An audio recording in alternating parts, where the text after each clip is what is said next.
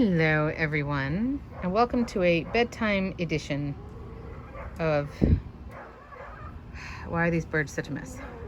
So this is going to be a two-part video, and it is going to be the late night edition of chicken chores. What does that mean? So I've done a few other videos before of like the typical coop cleaning, like here are the things you should watch out for, the supplies you should use, that type of thing. And then I've done a chicken chores morning edition, so you could kind of see what the time commitment is like on a daily basis when you've got chickens. Oh, so graceful, so noble. Sorry, anyway. But this is going to be different. And this is talking about the late night or midnight edition of chicken chores. So what we're going to talk about is your birds have gone up to roost. They are in bed. It is way past dark. There are some things that I would suggest that you do. And there's 3 different things that I want you to do. A couple of them are super quick, easy, straightforward, and you should do it every night or pretty close to every night.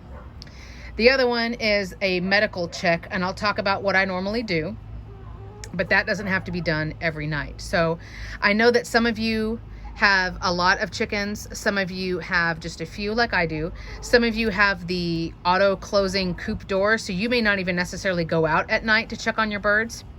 But these are just some things that I recommend you doing. Now, of course, I'm not really gonna do the entire video in the dark where you can't see anything, but I am gonna come back out late tonight and do as much as I can with my headlamp and show you, like, this is really what it is like to do it at night.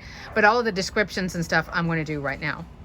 So my birds, actually, because we've just dealt with the brilliant American idea of daylight savings time, she said sarcastically, you know, it's like 5:30 and my girls are already starting to head up to bed as they still try to figure out how to get up. Jeez. And they're all molting, so I mean, they jump and it's like, you know, a pillow fight goes off. So anyway, there are 3 things that I suggest you do on this late night, midnight edition, and the first 2 are really straightforward, and I suggest you do them every night or pretty close to it. And I also think Callie's been bullying the other 2 girls, so I'm out here being policewoman. So the first is, you know, you come out and it's dark. I don't suggest you do this right when your chickens have gone to bed, like right at dusk. I suggest you wait, especially on the medical check stuff, that you need to wait probably at least an hour after dark. So like if it gets dark at 7 p.m. where you are, don't go out until at least 8:30. You need your chickens to be pretty much asleep for some of this stuff. Okay, so first of all, the basic thing is, you know, you get your headlamp or your little light or whatever, and you're walking out and it's dark. The first one is the very basic. Make sure that the coop actually closed and take attendance. Okay, look at that, little brat. And unfortunately, even though that little pecking was sad, that's normal. You can't prevent that kind of little, just annoying thing. Anyway, so the first thing is just to come out and make sure that, for me, I close that door and I latch it with a carabiner. And I make sure that I didn't forget to latch this door when I leave at night. So make sure that everything is locked and take attendance. That could be as easy as, I don't even need to come in here. I walk around in my situation, I check this door, I walk around on the outside to lock that door, right?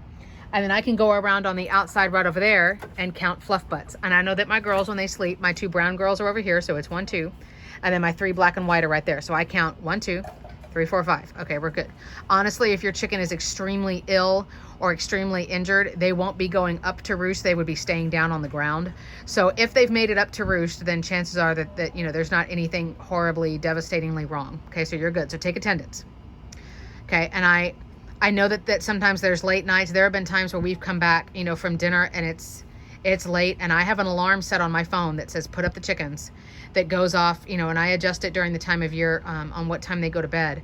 But sometimes I hit snooze on that thing for like an hour, but I am so afraid to just shut it off. And then we come home and we're putting the kids to bed and we're doing all of that insanity, and I forget to lock up my girls. I have never had a predator scare, knock on wood. I have never had a predator scare, and so help me God, I'm not gonna have one. So we're gonna do everything that's in our control, right, to take care of these little lives. So that was step 1, really quick, really easy. Make sure everything's locked up tight, and you want to check their food, make sure their food is locked up too, their extra food and stuff, and then take attendance. I've done a separate video that's very extensive about all the different types of predators that you might want to look for, and the signs and how to prevent them and their strategies and all that stuff. So what you want to do is basically walk the perimeter of your coop the best you can. And you're looking for tracks, you're looking for bite marks, and you're basically looking for signs of a break-in, okay? You're looking for signs that somebody's trying to dig underneath. And I did a really old video about predator proofing the coop, where you want to, you know, have, and chicken wire is okay for what I'm talking about. remember, this is hardware cloth, right? The kind that you want on the walls.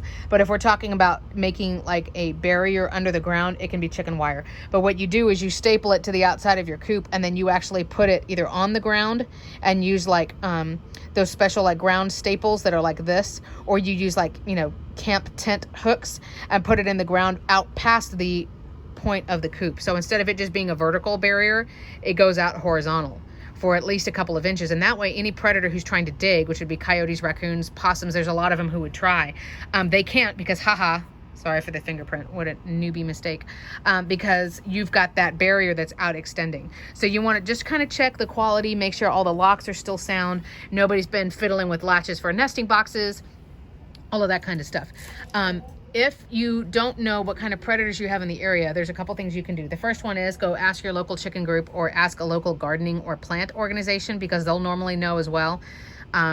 You can ask your vet, but usually the chicken groups are the best. There's Backyard Chickens, which is a separate forum website you can get on Facebook, etc., etc. You can sit out on your porch or sit outside, even sit in the coop, who cares? And just kind of see what you hear and see what you see. For us, I know we have raccoons, I know we have possums, and we live in a neighborhood, you know, like that's a neighbor right there, that's a neighbor's house right there. So it's not like, oh, well, I don't live out on a whole bunch of land, so there's no predators. Yes, there are. And you have owls, for sure, probably, irregardless of where you are. You've got some types of nocturnal predators, and a lot of times the nocturnal ones are the more intelligent. And the other problem with a lot of those intelligent predators, and like I said, a lot of this is covered in the predator video, is that they are persistent and they're intelligent. So if they find, hey, there's a weakness here, I could probably bust in another couple of nights. They will come back every single night until the buffet is open. So you need to be really careful. The key to this whole video, I think, and I should have mentioned this earlier, so forgive me. The key to all of this is that you do these things consistently. You check on your chickens. It's okay, Flopsy. You check on your chickens consistently. You come out and do these checks and everything on a consistent basis. If you skip a night a week or 2 nights a week or something happens or whatever, it's okay. But the point is that you're out here often enough that you have a presence, right? And you're doing everything you can, because if you haven't checked on your chickens at night in a couple of days, somebody may have had an accident a couple days ago and you don't even know. So please don't be, uninvolved in this. Be consistent, be out here. So just to review real quick, because, you know, I am a teacher, so this is what I do. There's going to be a test at the end. So step 1 is you're taking attendance and you're just checking the integrity of the locks. Make sure you actually closed up everything. Step 2 is just doing a perimeter check and looking for predators. The last thing I'll suggest real quick, and you know me, I'm not an advocate of you need to go out and buy this and you need to use this and blah, blah, blah, blah, blah. But I will say that if you're not sure of what predators you have, or maybe you see signs of something and you don't know what it is, if you don't have time to sit on your patio for hours, get a game cam. And it's sort of like a GoPro, but they are they are rugged enough that they can be outside, and you can either mount them or clip them onto something, or you can get a little tripod. And you can also change the settings on them. I don't have a specific brand because I'm not that kind of person. Like I don't care. It's just the concept. But what you would do is set it to be motion activated only. So instead of it recording 10 hours of footage where you're just like staring at nothing, have it only record if it senses movement going across in front of the camera. And then it turns on and you can say, I want you to record for 10 seconds or whatever. And that way, if there's somebody coming through, whether it's wild boars or it's an adorable little girl in unicorn pants or whatever it is, then you kind of are like, oh man, oh geez, I didn't know we had those in our area. You may have wild dogs, you may have chupacabras, like I don't know what you've got. So that's another option. So the third step is the medical checks. I do not suggest that you need to do medical checks every single night. I honestly, if you feel like everybody's doing well and it's not extreme weather, it's not super cold, it's not super hot, it hasn't been super wet, I wouldn't even maybe do it less than once a week. But here's a couple of things to keep in mind. First of all, there's doing just a medical check, like a physical, on birds that you think are healthy, versus you doing medication administration, which I will also talk about in a minute. Like a bird actually does need a medical treatment, okay? And then the other thing is, while your birds do sleep really well, like even the best, most protective, excellent rooster is dead to the world when he's asleep, which kind of must be like a male thing. I don't know. But in all seriousness, your chickens are usually, they will be out. They poop in their sleep, but they are totally out.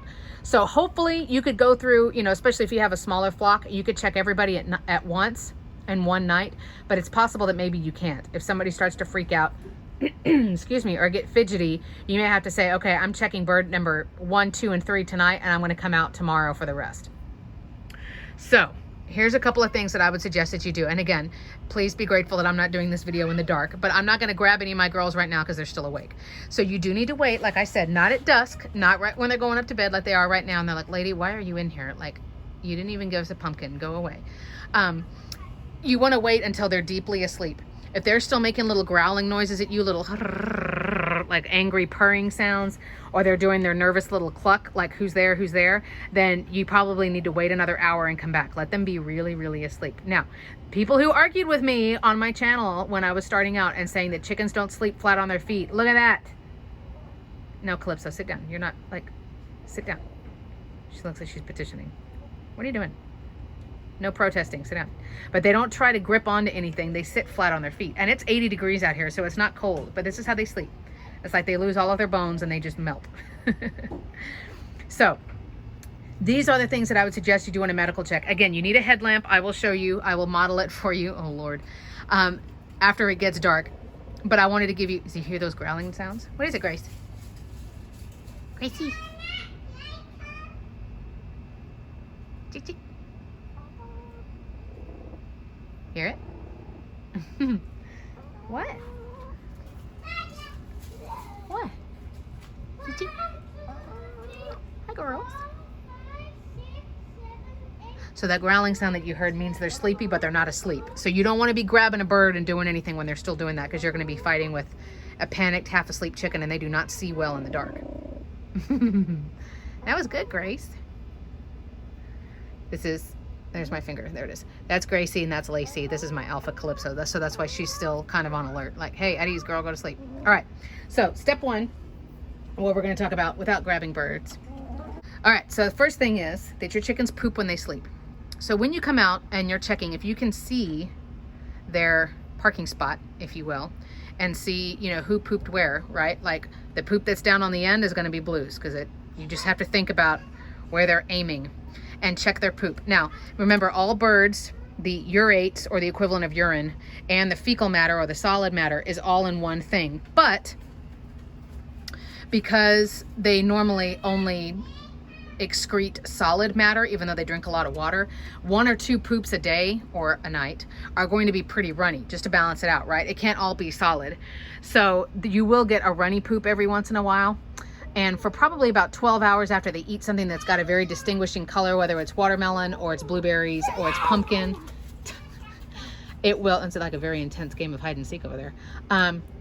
Their poop might be discolored. So the only thing you really need to worry about when it comes to poop, and who did this poop, and, you know, is there something wrong? You're really just looking for worms or parasites, because if they're in the poop, then there's way too many of them. Like your chickens, there's a good chance your chickens have parasites just because they live outside, but it's not a harmful relationship. Like, it's okay.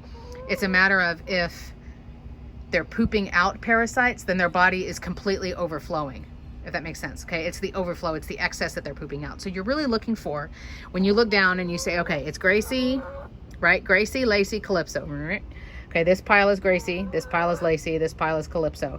You're really only looking for, if you actually see blood in the stool, and you need to think about what you fed them yesterday. Is there a possibility that they just ate a lot of watermelon or something like that? Or is it actual blood? And are there parasites in the poop? Otherwise, it's just like, yep, there's poop. The other couple of things that you can do is you can check wings, as to if somebody needs to have their wings clipped. You can check talons, and you can check feet. So let's talk about that. Now, chickens do not have feathers that continually grow and then you clip them and then they continually grow. A feather will grow out to the point that it's going to grow and then it stops. And I talk about this in my molting video if you're interested. So really, the nice thing about that is if you do clip wings, which I honestly suggested that you do, you only have to do it once a year, because that feather doesn't fall out and it doesn't continue growing. A clipped feather remains a clipped feather until the chicken molts and that feather falls out. So after they're done molting, you want to clip their wings. And again, I've got a video on how to do that, but it's really easy. You can do it by yourself and you only need to clip 1 wing. The other 2 things that we're going to talk about before we get into medication is checking their feet and their claws. Normally, you don't have to clip chickens' talons. Okay, it's not like, you know, clipping a newborn baby's fingernails that you feel like you have to do every other day, and it's terrifying because these chickens, they dig around in the dirt a lot. So normally they're filed down just by their behavior. But every once in a while, you'll see a chicken whose talon is really, really long. Or it starts to, instead of them, you know, and I know they don't have 5 digits, but instead of them like this, they're standing kind of like to where their foot is turning, because instead of them being able to walk flat on it, they're having to walk like kind of curved. It's actually deforming their gait, their step. So just get some clippers and come out and clip just a little bit. Just do a little bit, and then watch the chicken the next day when they're up and moving and see if it's helped their posture. I've had to clip one chicken's nails once, and I don't know what it was. It was just a fluke. She hadn't been sick or quarantined or anything. She just, I don't know. When it was her middle toe. It was Lacey, and her middle toes were just really long when I got her, and she was foraging on acreage, so I don't know what her deal was, but we clipped them and she was fine. So there's that. The big thing is bumblefoot, and we're going to do a whole separate little thing on bumblefoot and administering medication, because that is going to require you to actually pick up your bird. Bumblefoot is essentially a staph infection. I've got tons of videos on it, so I won't talk about it a lot, but it's, my birds are so sweet. But it's a staph infection. What? Where the pad of their foot, right, so like the equivalent of the soft squishy part, the pad of their foot gets a laceration. It just gets a cut, you know, or something. But because, you know, hello, they're in dirt and poop and feathers and sand and, you know, whatever, the cut gets infected, and it can create a hard kernel as their body tries to isolate the infection. But if it's not treated, then they basically die from staph infection, because the infection gets into their blood. The problem with chickens is that you can tell their health a lot of ways when they're awake, right? You can check their coloring, you can check if their eyes are bright, you can check if they're sneezing, you can check are they eating and drinking and just doing chicken stuff. But a chicken, remember, and this is one of the most important lessons that I want my viewers to know, but a chicken will hide injury and will hide illness until it's literally killing them, and they just cannot hide it anymore, because the flock does not want a predator to be able to smell the weak bird, and the bird will also get bullied and pecked and just messed with. They don't like weakness in the flock, so a chicken will hide it. They will mask it. So with bumblefoot, if you see a chicken actually favoring one foot, not that weird stretchy thing that they do, but when they're actually like, they're not putting weight on a foot, or they're having trouble walking, or their foot is like so swollen that you can see it, by that point it's really, really bad. So while a lot of other health things you can just see by watching your bird, by being consistent, there's that word again, and knowing your chickens and just keeping an eye on them and knowing their little quirks and their personalities and blah, blah, blah. When it comes to bumblefoot, you really have to pick up the bird and check. So you can either chase them around and try to catch them and check their feet and freak them out, or you can wait until they're deeply asleep. Now, I have never tried, if we're talking about Calypso, for example, I have never tried just lifting the bird, but not really like picking the bird up and just trying to like check their foot like you would check like a horse or like your dog, you know, where you just basically have them get the weight off of that one foot and you lift it. I've always picked up the bird, and I will show you how I pick them up, but you want to just check, and you can clean their foot if you feel like you need to. If you can't see, it's going to be dirty. They're going to have dirt under their talons. Like all of that stuff is fine. You're looking at the foot pad. And you want to make sure that there's not a hard black scab or a big looking laceration, or that it's not hot feeling, like hot to the touch, and it doesn't have like a hard kernel in it. That pad should be squishy, and there shouldn't be any kind of scab. So if you need to get water that matches the temperature outside, if it's warm outside, get warm water. If it's cool outside, get cool water. You don't need to disinfect their feet or anything like that, but if you need to do that, drape a towel over your shoulder and hold your bird, and then clean their feet, but you need to do a bumblefoot check. And I would do that if your birds are acting healthy and everything's fine, it's not been super rainy and they've been having to stand in mud and stuff like that, then I would honestly only maybe do that once a month. But checking for bumblefoot is the main thing where you kind of need to pick up your bird and do a check. Okay. When it comes to medication, and I'll talk about this really quick, if you need to give them an oral medication, do not do that when they are asleep. There is a risk for aspiration, which is where it basically goes down the wrong tube, and it goes down the tube that goes to their lungs as opposed to the tube that goes down to their gizzard. So I do not recommend that you do that while they are sleeping, while it is dark. You need to have that bird in your arms, maybe if you turn on a light or something like that, but I wouldn't do that while they're asleep. What, Gracie? If you need to give them a topical medication, like the equivalent of like, you know, the flea and tick stuff that you put on your dogs and your cats, that is great to do at night. You don't even have to pick up the bird. Get behind them if you want, or get up above them. And you want to put it back between their wings and the equivalent of where their shoulder blades would be. And they technically do have shoulders, but it's just a different set. And what you're going to do is have your syringe already filled before you like get to the bird, right? You have the syringe already filled. And then what you're going to do is you're going to take the syringe once it's got the dosage, because you don't want it to be on top of their feathers. They'll mess with it. They'll try to peck at it, and it's not getting down to the skin. So what you have to do with a traditional chicken is you get the syringe and you kind of just wiggle it down through the layers of the feathers until you can't really see it anymore. And then you do the medication. You could knock out all of your birds. Like for me, for this size flock, I could do it easily in 5 minutes or less.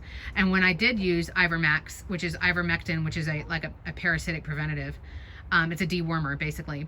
When I did it and I thought, oh my gosh, this is gonna suck. This is gonna be so terrible. Like I'm gonna have to get all of these birds and they're gonna be freaking out. And it was so easy. The only thing that took a while is you having to figure out, you know, the amount of drops that you're doing. But these are all things that you can do, that you should do to check once your birds have gone up to bed. So again, the quick, easy thing was taking attendance and making sure all the doors are locked down. The second one is a predator check and just an integrity check, making sure that everything looks safe and secure. And then the third one is doing any kind of medical checks, any other type of, you know, just chicken physical exam type stuff. But I mean, you don't need to be checking their eyes or the coloring of their comb and wattle. That type of stuff, their behavior, obviously you do during the day. But particularly if you are checking their feet for anything, if you need to do wing clipping, or if you need to do topical medication, that is the stuff that you want to do at night. Told you I was going to look cool. So it is, I don't know what time it is. I think it's about 9 o'clock and it's super dark. So I'm going to try to turn so you can sort of see my face, unfortunately for you. So it's after 9 o'clock. The chickens were up and roosting at 6:30, but it didn't get dark for a while after that. Now, I'm not going to try to do an entire medical exam really in the dark because I only have 2 hands and I'm not particularly coordinated anyway. But I did want to show you this headlamp. This one is made by Hyper Tough. Like I said, we got it at Lowe's. It couldn't have been more than 10 or 12 bucks max. But this thing is amazing because it adjusts. It's off right now because it adjusts. There's bright and dim and off. I mean, that's it. I mean, it's a super simple device, but it's been extremely useful. So what we're going to do is I'm going to demo real quick while I'm here sort of in the dark wearing this thing, how I would hold the chicken if you needed to pick up the bird, because you're going to do like your bumblefoot exam, essentially like you're checking the bottom of their feet. Because again, that's not, I'm going to adjust how I'm holding this. It's not really something that you can do while your bird is awake. I mean, you could catch them and do that, but unless your chicken is like super content with you picking them up and flipping them over onto their back, it's kind of awkward and stressful for everybody involved. Why am I still wearing this? So I just like it. So what I would suggest that you do is, you know, you're checking the bird's coloring, you're checking that they're acting like a chicken and whatever during the day. Maybe make a mental note if somebody has finished molting and they're ready to have their wings clipped, and if somebody's walking a little funny, like they need their nails clipped. But then what you're going to do is when the bird is really, really asleep, and I've done videos before about how to hold a chicken, how to pick them up.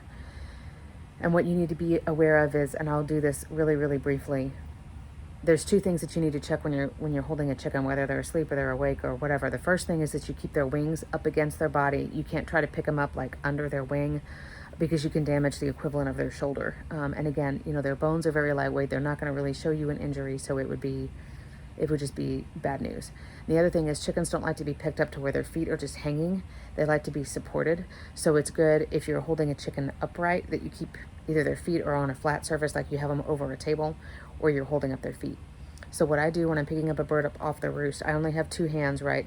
And so I've got my I have my light on. And if I am going to check feet, I do have like a crap towel draped over my shoulder so that I can just very easily, it's already there, but I can grab it and I can wipe their feet. Maybe get the towel half wet. Maybe if you've got a surface around you, you've got, like I said, just warm water, and you don't need soap and disinfectant and all that stuff. You're just doing a check right now. You're not treating anything. You're just looking. And so what I'm going to do is I'm going to pick up the bird slowly and quietly, keeping their wings up against their body. And so what I do is let me switch again. I'm right-handed, so this is my left hand. So I use my left hand and my chest, essentially my body, to keep their 2 wings up against their body. So I only need 1 hand to hold the entire bird. and I have them next to me, so their side is up against me. And I hold them, and then I'm going to just slowly and gently, like if you're taking, I know I keep referencing newborns, but if you're taking a baby and you're going from like picking up an upright baby to putting them on their back so you can like take them in your arms, that's what I do with my chicken. Is slowly I just rotate them with 2 hands so that I'm still holding the chicken. I'm not just like dangling them by their legs. I'm actually holding and supporting the body of the bird, but I am basically cradling the chicken. And chickens, if you hold them upside down for a while, which is what I do with my alpha when she gets kind of bitchy and I need to put her back in her place, like, oh no ma'am, you are not going to be a bully. I will not tolerate that. I do it almost to like humiliate her. I carry her around by her legs. And you have to do that carefully so you don't dislocate their hip and stuff like that. But when you're doing something like this and you're not trying to send a message other than, hey, I need to hold you right now, then I literally hold my chicken like a baby. So their head, I'm holding the chicken like this, their head is up against the crook of my elbow. I've got one, the outside of their body, their wing, I'm holding right here. Their other wing is pushed up against my body. And then their feet are just kind of like, meh, are just kind of up. And if you rock your chicken and you sing to your chicken quietly, or you just talk to them and you're moving slowly and steadily, and it's not like this panic, like, like grabbing a chicken, but if you relax them and it's the middle of the night, or even if you hold your chicken upside down, they will kind of go catatonic, and you'll see their eyes and they kind of go to sleep, and it's hilarious. So I will rock my bird, and yes, I will stand out here at 10 o'clock at night and rock my chicken and sing to my chicken. That's why Blue and I are really close, because when I was treating her for bumblefoot, I had to do that every night. I had to bathe her and soak her in Epsom salts for 10 minutes. So I'm just standing there holding this bird like, for 10 minutes, and then I had to dry her feet, and I had to medicate her, and it was a spray-on medicine. It was Veteromycin, if you care. And then I had to like let it air dry. So then I'm just like rocking this bird and talking to her about how I love her, and I'm so glad she's with me, and I'm so sorry she doesn't understand, but I'm doing this because I love you, and I want you to have a wonderful life, and you don't need to be scared. And that's where Blue and I bonded. So that's what I do when I'm checking for bumblefoot, is I get the chickens so that I'm rocking them like a baby. I still have one hand free the entire time, right? And that's, so my dominant hand, the hand that I'm used to writing with, for example, I can get a spray bottle if I need to. I've got my little click, my little light. You can take pictures if you need to, if you're just checking like on this date, this is what their feet look like, or maybe you're looking for an old injury or whatever, but then you can take care of all of that stuff. So that's how I like to pick up and hold a chicken. So what I'm going to do now is I'll put the light back on, so I don't have like this gigantic red mark for the rest of the night on my forehead. And we're just going to go out. I don't know what the video is going to look like. It may be crap. So if you feel like, lady, why are you still talking? Then just shut it off now. So all I'm going to do, I'm not really going to teach you anything else. We're just going to go and look at, this is what the chickens look like after they've been asleep for a few hours. So again, the point of this video is there are things that you need to do at night. It doesn't have to all be every single night. Sometimes I lock my chickens up. I was recording another video earlier tonight, like what's in my chicken toolkit.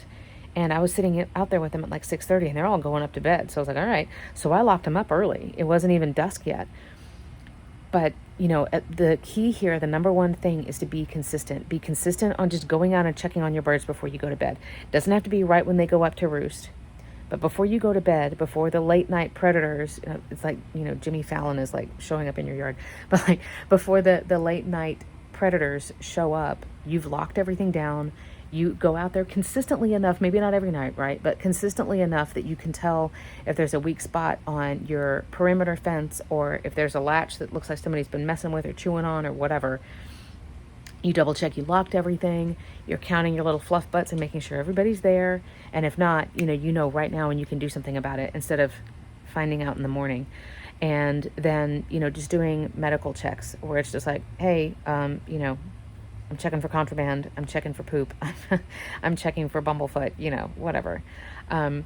So if you've got questions or anything, please put it down in the comments. One day I will get my husband to video me so that I can show you how I hold the bird, how I will check for bumblefoot. I'll make that a separate video though. But those are the things that I suggest you do at night on a regular basis. Get you a headlamp. We can make a club of all the cool people who have the headlamps. But I hope that this video has been helpful. I know it's lengthy. I just have so much that I get excited about and I want to teach you about. And now I'm standing out here in the dark talking to myself. So I'll have some explaining to do to the neighbors. But I'm going to go put the headlamp on. We're going to go spy on the girls, and that's it. All right. So let's head out there. My headlamp is off right now. So first of all, don't you wish your girlfriend had a headlamp like me? Just kidding. I know my phone is trying to focus and it's freaking out a little bit. So here's headlamp on bright, headlamp on low. So again, if you haven't ever done this, or you're new to the area, or you're new to chickens, look at that. Look. Yeah. Then let me shut this off. But you want to kind of just hang out for a little while and listen to what you hear. If you have any kind of security camera, like a Ring or something that's motion activated, any kind of night camera, I mean, maybe put it out for a couple of nights and just see who shows up after dark. And remember, we're not talking like right after dark. We're talking after it's been dark for at least 2 hours. So we're just gonna walk and spy on the girls. So normally what I would do, and I wouldn't do it this late, but when I'm coming out at night, I would walk around that way, and I'm not really gonna do it, but I would go around the outside and I lock that door down, make sure it's carabinered, if that could be a verb, make sure that this is double latched, and then I go around here, because this time of year, these doors are open for ventilation, and I'm just gonna count butts. And I promise this is the only time in my life that I ever count butts. Oh, someone's growling at me. So there's 1, 2, 3, 4, 5. So there's my girls.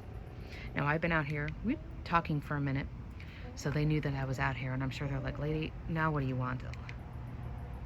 Okay, now I'll say this coop is really terrible for me to try to get at them. There's no way I could do it from here, of course. So I have to go in, and I would have to step on a stool and lean over. I know it's hard for you to see. And lean over the bracing that's right there and try to reach them.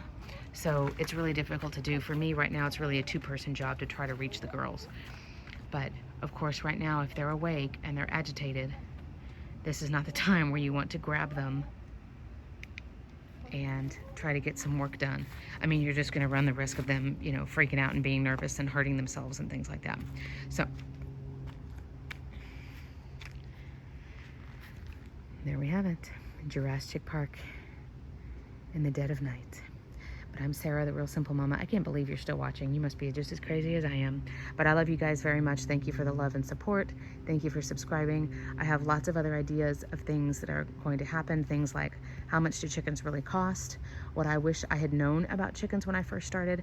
I actually also have all kinds of content on realsimplemama.com, my website. It is a parenting website primarily, but I write about what I want. So I also have a list about the best gifts for chicken lovers and all different kinds of things for cute names for chicken coops and all stuff like that. So I will be back soon. Thank you guys so much for watching, and good night.